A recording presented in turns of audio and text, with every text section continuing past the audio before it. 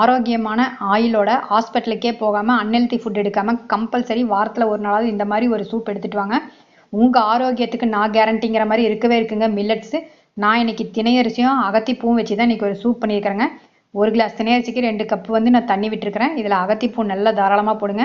அதுக்கப்புறம் சீரகம், சின்ன வெங்காயம், ஃப்ளேவருக்காக புதினா தலை ஆட் பண்ணுறேங்க. நல்லா தாராளமாக கை ஃபுல்லாக நீங்கள் கருவேப்பிலை ஆட் பண்ணிங்க. நல்ல இரும்புச்சத்து. அதுக்கப்புறமா இதுக்கு தகுந்த உப்பு, இஞ்சி பூண்டு தனித்தனியாக போடுறவங்க போட்டுக்கோங்க. நான் இன்றைக்கி பேஸ்ட்டாகவே தான் ஆட் பண்ணுறேன்.